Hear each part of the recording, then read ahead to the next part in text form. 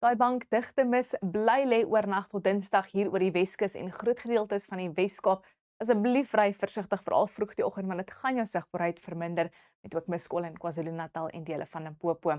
Dan voor hierdie swakkerige koue frontjie gaan 'n koelerige noord-noordweste briesie optel oor die suidweskus aan lande gevloei vir die Wildekus en ook 'n weste briesie wat so 'n bietjie gaan optel teen die middag oor Noordwes. Hy waai dan oor Gauteng en die Hoëveld. Dis eintlik 'n hoëdrukstelsel wat saam met die briesie heelwat midvlakwolke gaan bring vir daai gedeeltes van Suid-Afrika met 'n skraal kans dat 'n ligte reënbui kan val. En dan saam met die mistige toestande gaan 'n mot of 'n misreentjie val hier allangs die Weskus oor die Skiereiland en ook moontlik in Kaapstad met net so 17 grade teen die middag asook in Hermanus en dan later die noord-noordwestewind wat sal koel waai allangs die kus.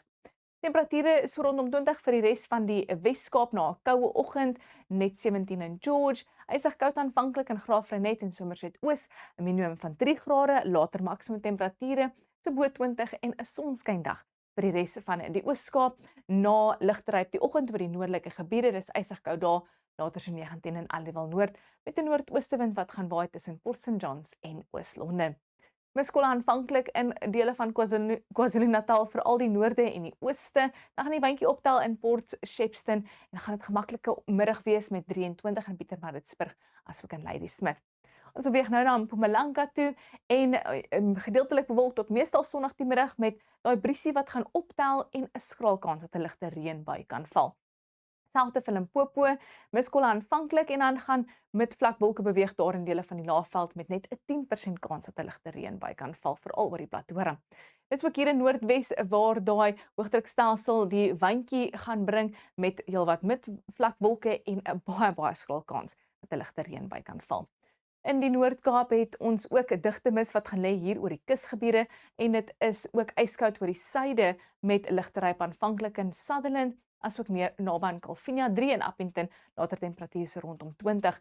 Ook ligteryp die oggend in dele van die Vrystaat met minimum temperature naby aan vriesvlak met 20 later in Bloemfontein. Ons kyk nou na Gauteng en ons kan sien daai windjie gaan optel met heelwat midvlakwolke en 'n skraal kans dat 'n ligte reënbui kan val in die omgewing van Johannesburg. Ons buurland gaan dit winderig wees in Loederitz, koud aanvanklik in Mariental, later 29, so rond net bo 20 en 'n 23 vir Windhoek.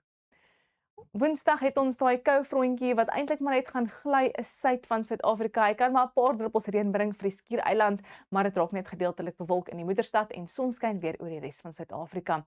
En dan bly dit hoofsaaklik droog donderdag oor die hele land.